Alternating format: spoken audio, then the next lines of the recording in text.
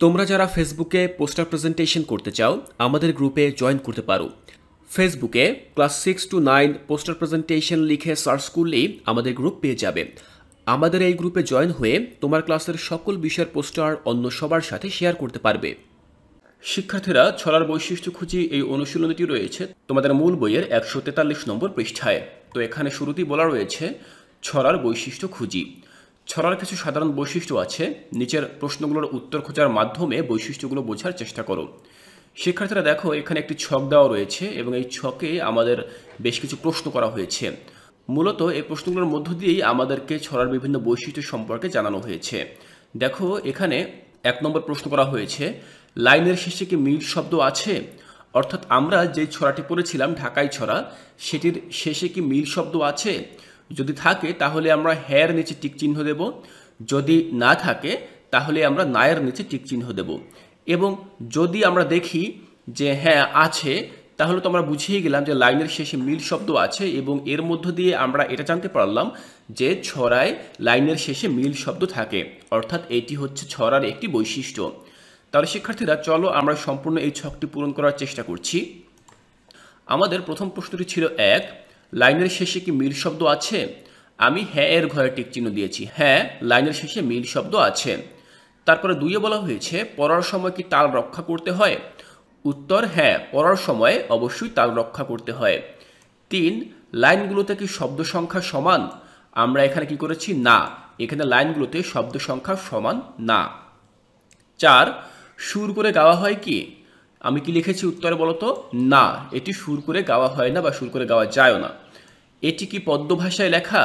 দেখো, উত্তর হচ্ছে হ্যাঁ, এটি পদ্য ভাষায় লেখা। মূল কথা হচ্ছে, যেই প্রশ্নের উত্তর হ্যাঁ হবে সেইটির সামনে আমরা টিক চিহ্ন দেব এবং যেটি না হবে তখন আবার সেটির সামনে আমরা টিক চিহ্ন দেব। এরপরে 6 বলা হয়েছে, এটি কি গদ্য ভাষায় লেখা? এটি কিন্তু গদ্য ভাষায় লেখা না, তাহলে আমরা নায়ের এখানে একটি টিক চিহ্ন দেব।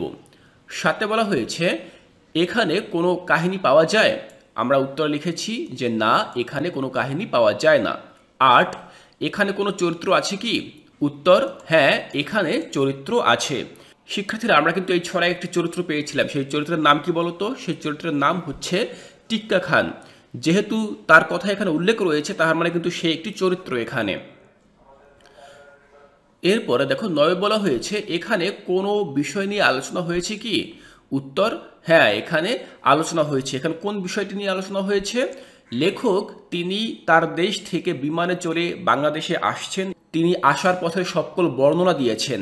এই বিষয়গুলোই কিন্তু এখানে বর্ণিত হয়েছে, সুতরাং এই বিষয়টি এখানে আলোচনা করা হয়েছে। 10, এটি একাধিক অনুচ্ছেদে ভাগ করা যায় কিনা? হ্যাঁ, টিক চিহ্ন আমরা দেবো হ্যাঁ এর নিচে, অর্থাৎ হ্যাঁ, এটি একাধিক অনুচ্ছেদে ভাগ করা যায়। 11, এর মধ্যে কোনো সংলাপ আছে কিনা? না, এর মধ্যে কোনো সংলাপ নেই। 12, এটি অভিনয় করা যায় কিনা? না, এটি অভিনয় করা যায় না। তাহলে শিক্ষার্থীরা, তোমরা দেখলে যে 1 থেকে 12 পর্যন্ত 12টি প্রশ্নের উত্তরের মধ্য দিয়ে আমরা জানতে পারলাম ছড়া লেখায় 12টি বৈশিষ্ট্য সম্পর্কে। আশা করছি এই প্রশ্নগুলো আমি তোমাদেরকে বোঝাতে পেরেছি এবং তোমরাও বুঝতে পেরেছ যে একটি ছড়ায় কি কি বৈশিষ্ট্য থাকে। শিক্ষার্থীরা, এই ক্লাসটির মধ্য দিয়ে আমাদের 6ষ্ঠ অধ্যায়ের 2য় পরিচ্ছেদটি শেষ হয়ে গেল। এর পরবর্তী ক্লাসে আমি তোমাদের সাথে আলোচনা করব পরবর্তী পরিচ্ছেদ, অর্থাৎ 3য় পরিচ্ছেদ নিয়ে, যেই পরিচ্ছেদের নাম হচ্ছে গান। আমরা খুব সুন্দর একটি গান নিয়ে আগামী ক্লাসে আলোচনা করব। সেই ক্লাসটি দেখার আমন্ত্রণ জানিয়ে আজকের এই ক্লাসটি এখানেই শেষ করছি।